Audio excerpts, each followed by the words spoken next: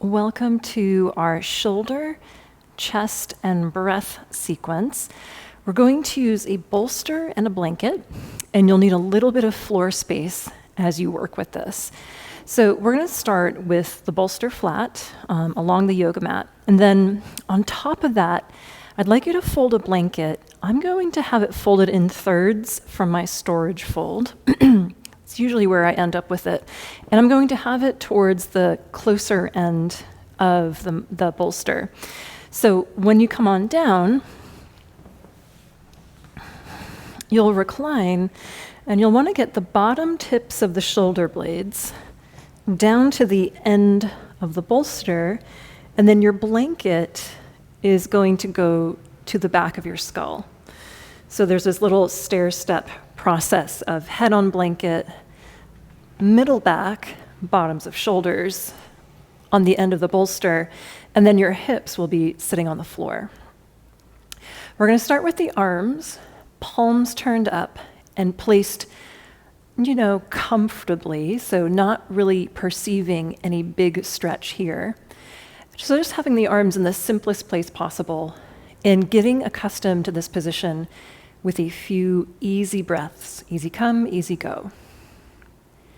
And notice for yourself, because this is common amongst yoga practitioners, is that you might perceive this end of the bolster across that middle back area, and you might actually arch over it, meaning the contact sort of pushes you up. So relax your ribs into this support.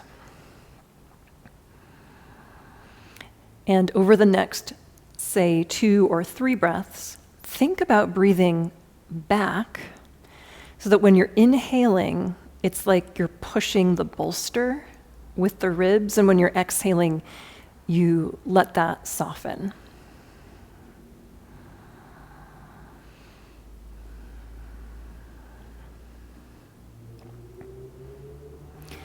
And as we go through this exercise, you don't have to persist with that same breath where you're trying to breathe into the back of your body, but you might touch into it every once in a while, especially since we're going to keep a mindful attention towards letting the ribs relax here. We're going to move the arms, and the arms movement in relation to the rib cage might cause some stretching sensation, but we don't want the ribs to become really reactive. All right, so you've had your arms in what I'd call like the easiest position, not much is going on. Now I'd like you to move your arms back and out so that you begin to perceive just a little bit of stretch, maybe from the chest to the shoulders to the upper arms, maybe even to your forearms. And so as I do this, I'm going to lift my arms up for just a moment. You can see my elbows are softly bent. I'm not making my arms totally straight. So I want here, as I bring my arms back down, everything on my forearms, from my elbows to the backs of my wrists, in contact with the floor. And we're going to give this first edge a couple of breaths. So again, just at a place where you might begin to perceive some stretch. So working on your 2 sides, with one being perhaps stiffer, stickier, more restricted.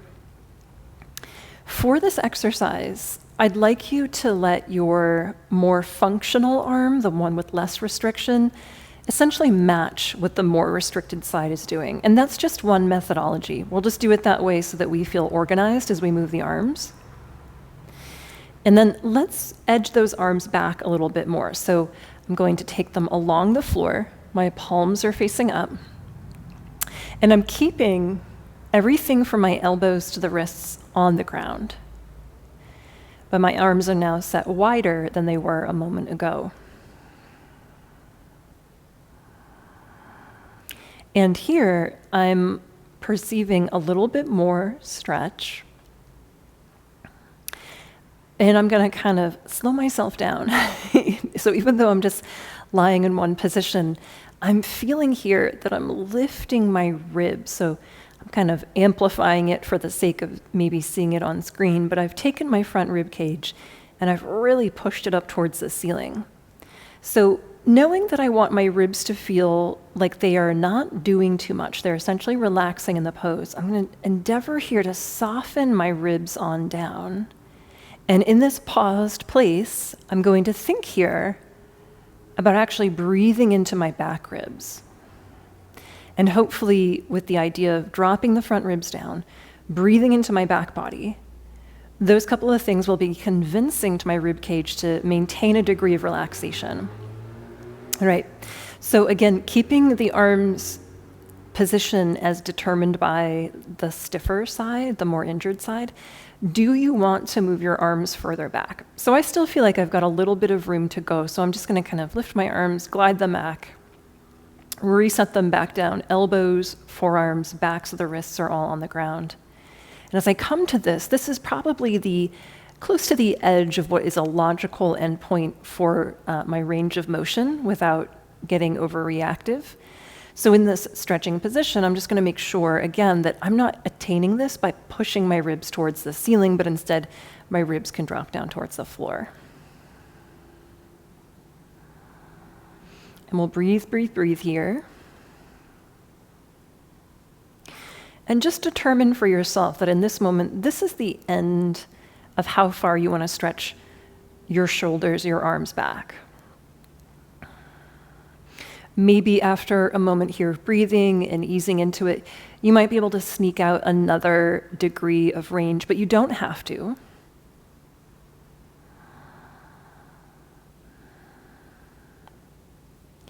Notice any tension on the backs of the shoulders, like the shoulder blades. Could they find a way to be more settled down into your bolster? We'll give it another breath or two. And even though I'm just catching up with what is a pretty good stretch on my left chest and shoulder, we're going to bring those arms back close down towards our sides.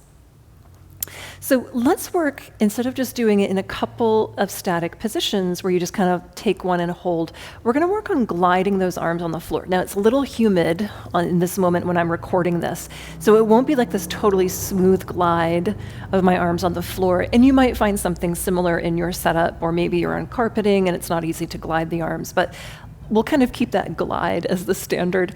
We're going to drag the arms back. I guess that's the better word, dragging, not gliding.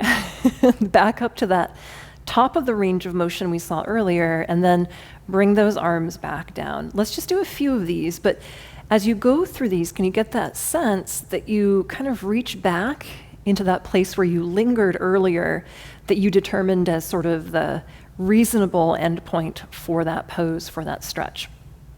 All right, my friends, as we go through a couple more, can you make sure that from start to finish, you keep your ribs easy? So your arms are given a chance here to pull some stretch over the chest, shoulders, and ribs without the ribs reacting to that and getting lifted towards the ceiling. That position is just a little spinal extension known as a back bend. There's nothing wrong with it. It's just often an indication that as you attempt to lengthen the tissues that connect the arms to the chest, that the chest says, I'm not sure, I'm going to come with you. And at the end of that, we didn't actually get to change very much in those tissues.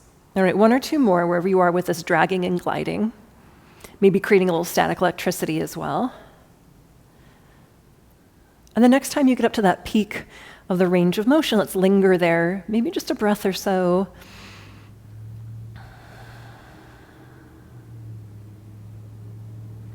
And then we'll let the arms come all the way back and down. All right, so give the arms a moment just to get themselves comfortable. If you need to reposition yourself, we know we've been on this for a couple of minutes. If you feel like you've slid down or flattened any of your props, you might fluff them back up. And then from this, let's take the arms, what I would call straight out to the sides, that does not have to be perfectly done. So I might have my arms a little lower, somebody else might have their arms a little further back, higher. And you don't have to lock out the elbows straight here. You're going to once more have those elbows and forearms back to the hands on the floor. Then from this, walk your feet in closer towards your backside so that you have ample strength to elevate the hips by a couple of inches. From here, let's move the pelvis by a little bit over towards the left, and then keeping it kind of loose and easy with the legs, let those tip and roll and drop over towards the right. As we come into this rotation, we'll give it a couple of breaths where we just get used to the spinal twist without involving either arm directly. I mean, you might be pushing your arms into the floor to sort of brace yourself. And then what I'd like you to do is to identify that left arm and just begin to try on for size a couple of movements. So I'm reaching up into the air, like fingers to the ceiling, palm facing forward, and then I'm reaching back. I cannot get my hand to the floor, that position, but as I begin to sweep it out to the side, and I know this is the side that's not facing the camera, then I might bring it lower to the floor. You could reach straight on up and then straight out to the side. You could do that a few times. You could go straight on up and then just reaching back behind, overhead. And you could choose any place in the air or on the floor and work on rotating the arm. So you'd be turning the inner elbow to face more forward, to face more backwards. And I'm going to keep up that rotation as I let my arm travel around into a few different places.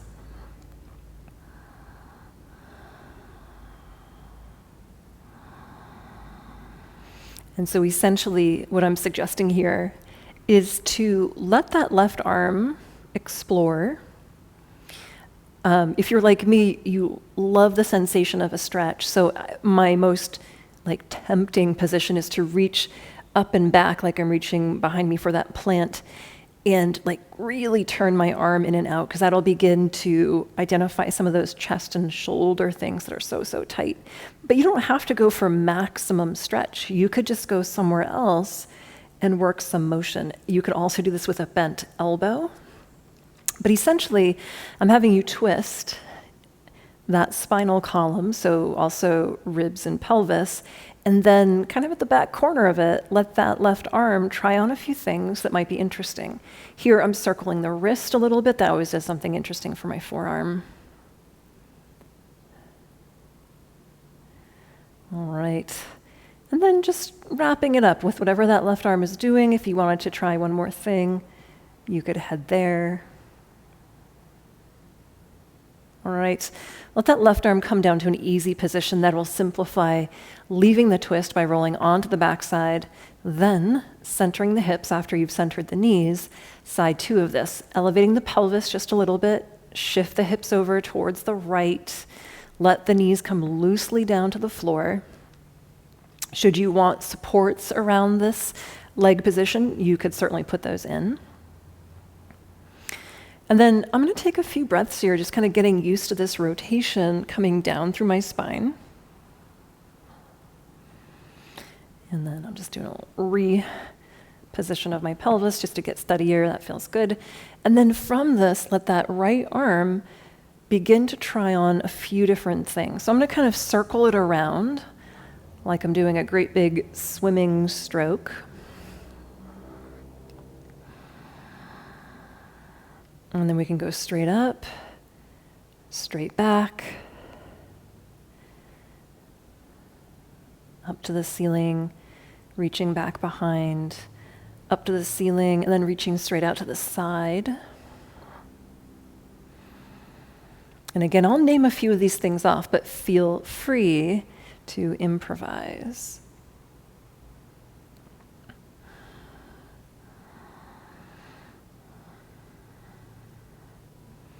And then adding rotation, so that's the arm turning along its own axis. And you can turn the arm as you move it through the air relative to the rest of the pose. Again, there's this back corner that calls my name because it's part of the sensation of stretch as I reach back into the back right corner of my space. Oh, it helps me reach through my arm, my shoulder, my ribs. And then what about the elbow being bent? You could do a few things with that.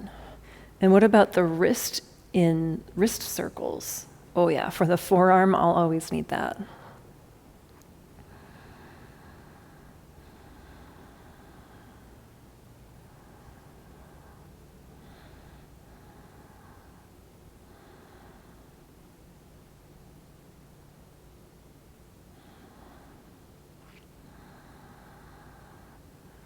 All right, all right.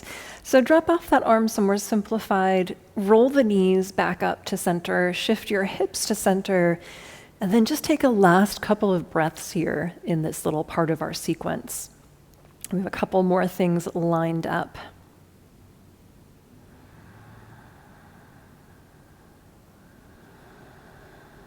All right, so let's turn to a side and we'll disassemble this bolster and blanket setup. And we're going to spin the bolster so it goes across the mat. And we're going to come into a child's pose variation. For myself, shins and knees on the floor, I probably always will use a blanket for that. You might as well. So this one is going to bring us into a deeper shoulder range of motion. So I just want to make sure that you know that there's an option or two around this so that you can kind of figure out what works for a shoulder when it's limited in its mobility. So one version, and this will be the one that I stick with in just a moment, is to come all the way over to a child's pose. Head towards that end of the bolster, and then both arms up on the bolster. So basically your forehead and your elbows are all on the same height. All right. So if that feels really deep, because it is a lot of shoulder flexion, and that might be something that triggers the shoulder, is that you can come up higher with this so that when you come over, your chest is not dropping as low. So that's another option to kind of flip the bolster on its edge. What a lot of people need to change when they do this is that they're just not coming as low with their chest and then reaching their arm higher than their chest. So another way to go about this is just to bring it in all together closer. So it's sort of like, try to do this without knocking the microphone off my ear. Wah. Is to kind of have like your chin or your nose on this and have the bolster underneath the arms this way. So that way I'm just not so low towards the floor with my chest, with my arm getting lifted up higher. And I'm sure there are a couple other variations that might make sense to you as well. And I'm thinking of one right now that might be good. If you were in a similar setup on the floor, but you had a chair ahead of you, you could rest the sides of the forearms on the edge of the seat in front of you. I'm going to go lower. This is the one that I was showing earlier. Essentially, you're going to lean forward, put your arms on something. And what we're going to think about here is using that something, for me it's a bolster, on its flat side, to actually push down into. So you might get out of this, just like I do, like something of an underarm stretch. When I come into this straight away, there's like a nice feeling on the inside of my shoulder and shoulder blade that like there's a stretchy thing going on. But then after you get a sense of having your arms resting on something from here, begin to push down through that object. Now, you could be in the middle of your pose and doing your own good work, but if you were watching, you would not see very much movement. So though I am really pushing down, especially my stiff left side, the bolster isn't really getting flatter underneath me. I mean, I feel like I'm about to like chop it right into thirds with my two arms cutting through it, but oh no, not really. I'm pushing down, but not generating a lot of force against the bolster. All right, now press whatever that vulnerable shoulder is. Can you press that down more than the other side? And then back off from that. Press down the other side a little bit more. And try that once or twice. One side, then the other side, and then switch again. And then you can back off from all of that and bring yourself on up. All right, so one more reclining technique. From here, your bolster acts as a weight. And if it feels too heavy, you can do this exercise empty-handed, or you could do it with a blanket folded instead of a bolster. You'll see where this is going in just a moment. So if you want something on your hands, but you don't appreciate the weight of a big, heavy bolster, you can do it with a blanket. However, I would suggest that you keep something underneath the back of your head, whether that's another folded blanket or a cushion. So when we come on down here, knees bent, feet on the floor,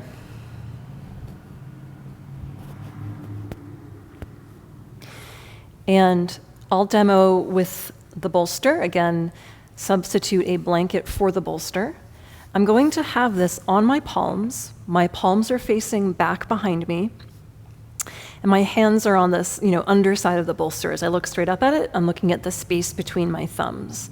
Again, if the bolster is too heavy, replace with a blanket. If the blanket is just too annoying, because sometimes it falls off your hands, then go empty-handed. And then when we're here, you don't have to lock the elbows straight. We might even put in like a small bend, and I'm sort of tucking my chin to look at my two elbows, and then bring here those elbows a little bit closer by hugging them in. All right, so this is weightlifting. You're going to reach your arms back overhead, and with the weight of the bolster for myself, and if you're using the bolster as well, you're going to stop when it feels like you can't control it. And then we'll slowly draw that down back to its starting point, which was basically right over my face. And we'll do a few of these. So for anyone who wants to try this with either a considerably lighter weight or nothing in their hands, the idea is you mimic having to pull a big weight down. So internally, even empty-handed, you would be creating here a sense of internal friction, meaning you can probably flip that arm front to back a couple of good times with no concerns, but even if there's no actual weight, you mimic the benefit of weight, which is that it slows you down. All right, on the last couple, as we go through a few more, I want you to get a sense here if when the arms reach up, out, and back, weighted or unweighted, that you don't have to lift your rib cage into a back bend. You could drop those front ribs down, the back ribs towards the floor, even when your arms are reaching way back overhead. We make the shoulders figure out the strength. We stabilize the core, the torso. And we'll do, did I already say do a couple more? Now we're going to do a couple more.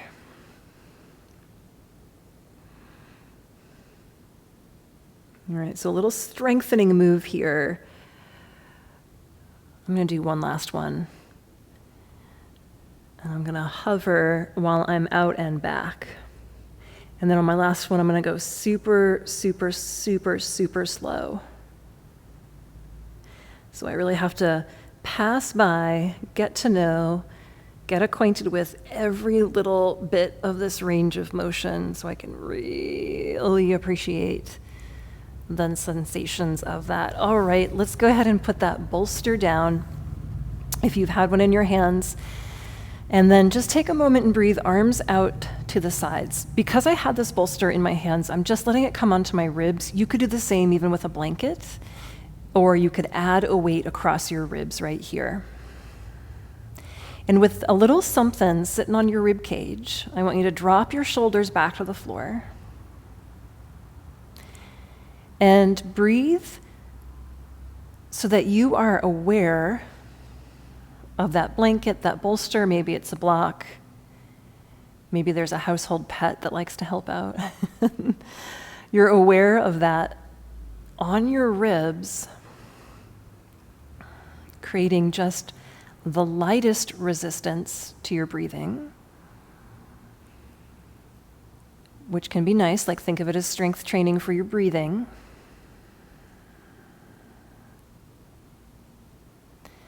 But also just reminds you of the movement of breath happening around your diaphragm.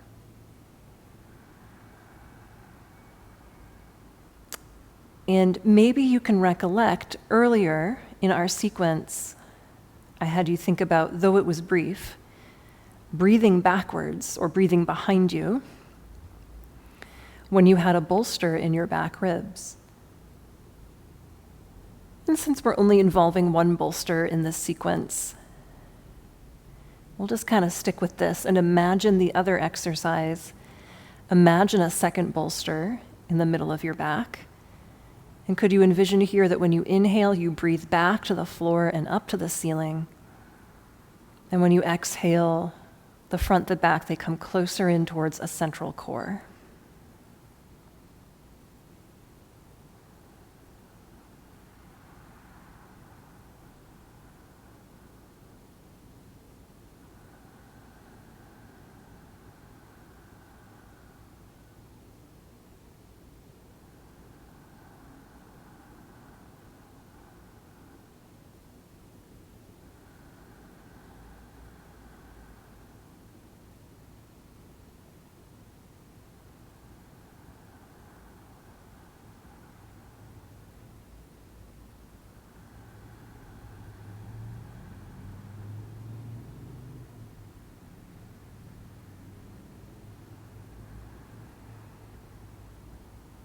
On these next couple of breaths,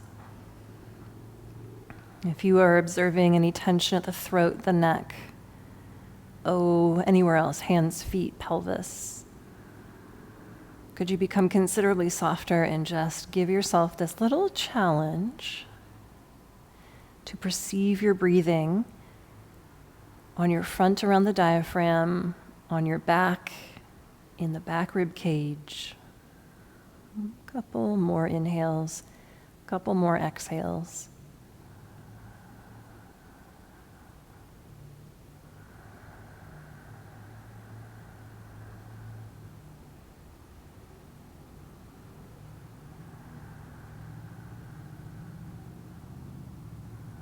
All right. If you are content, stay where you are. Rest a little longer. Otherwise, I'm going to move my bolster off to the side. I'll turn myself over, and I will wish you the best with your chest, shoulders, and your breathing. Thank you.